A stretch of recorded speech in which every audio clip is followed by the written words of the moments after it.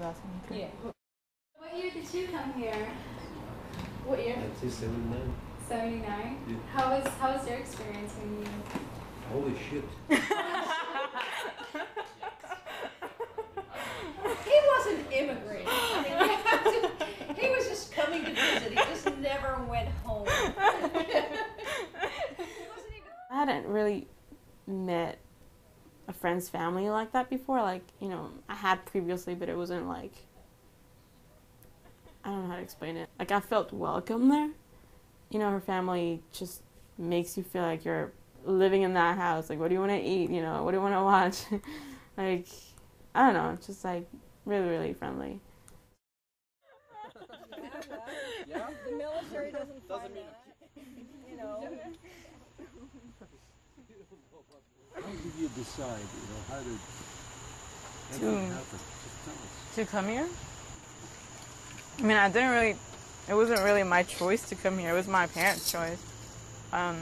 They told me both. My dad was working for the government, and he lost his job.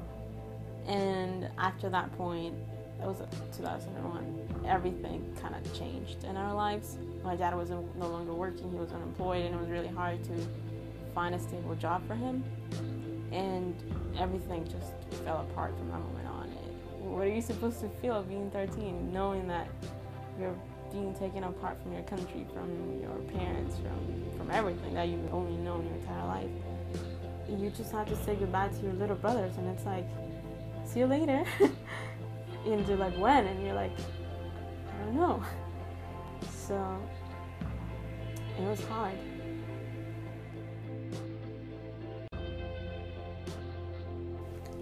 We grew up together, and they were my family. And you just have 5 minutes to say goodbye to the ones that you grew up with, to the ones that you saw being born when you were babies. I feel bad sometimes because I'm the oldest one and I'm supposed to be their role model. And I feel like if I let them down, then I'll look bad. And that's why I just keep doing my thing, just to show them that I'm not here just to be here. I'm here to do something. And it's hard, but I just have to keep going.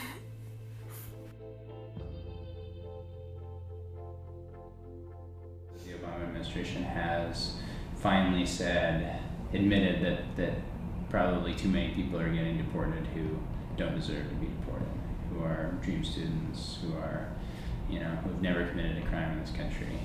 So ICE has even gone as far to put out a memo and basically say that that their agents should use discretion on who's the target of deportation, and sort of said that in particular students, young people, should be sort of exempt.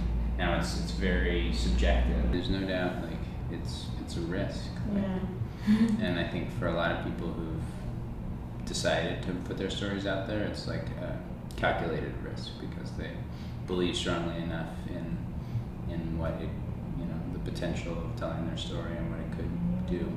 It's like a sweet sour thing. You have the sweet side of having someone tell your story and put it out there and actually be heard. And then the sour part is you don't know what's going to happen. You don't know if someone's actually going to do harm. My advice would be, to make the decision on what feels best for you.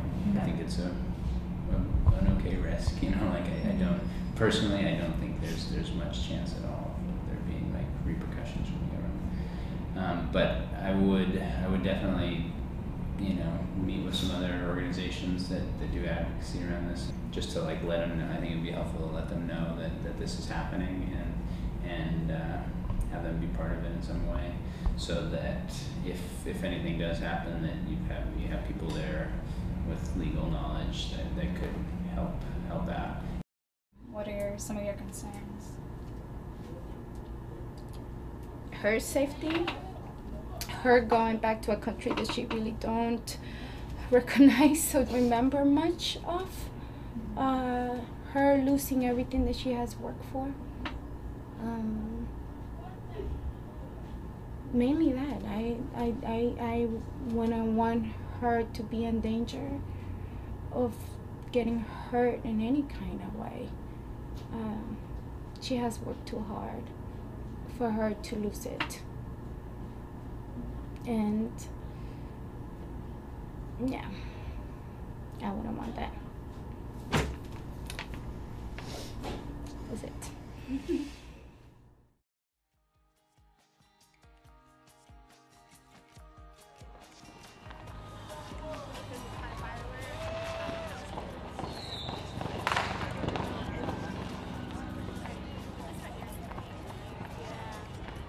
I don't think that people, especially students right now, should give up.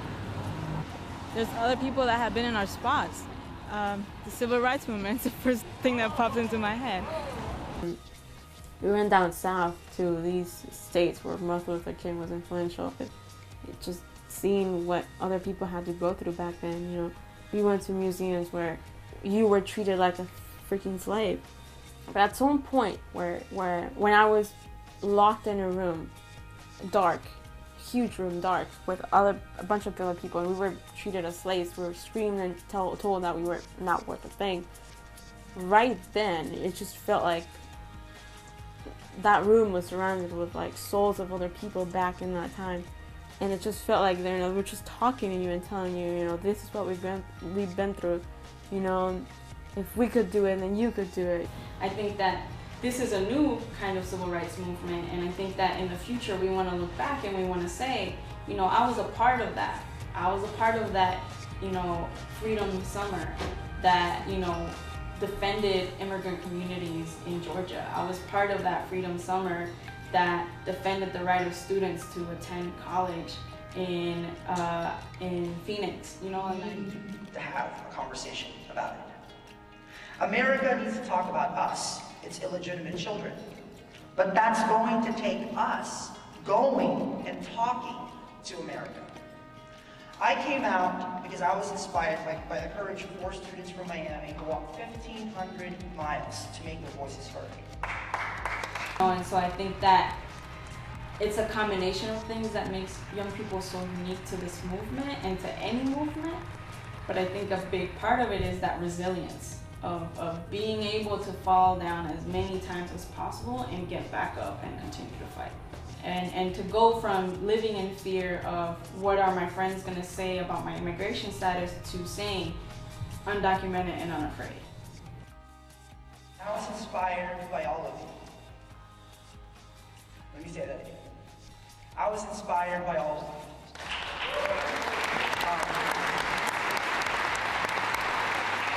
You define American. Just passing this positive energy around, you know, it's like a magic wand. Like, you know, he was talking about how the students that got arrested, the dreamers that got arrested inspired him.